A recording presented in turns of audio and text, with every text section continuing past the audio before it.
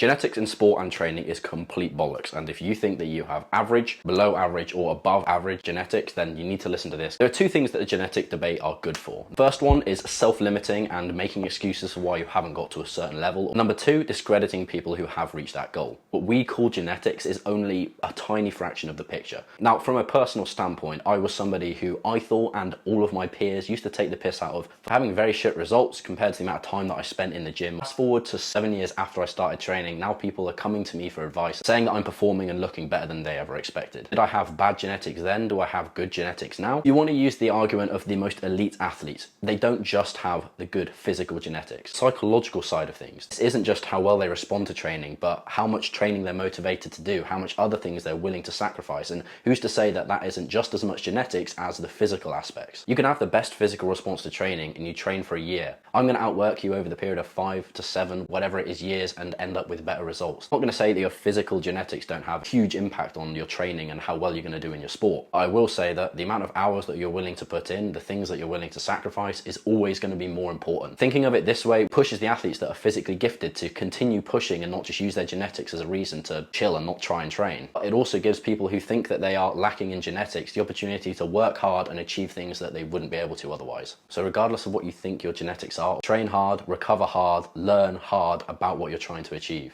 And this is the exact reason why.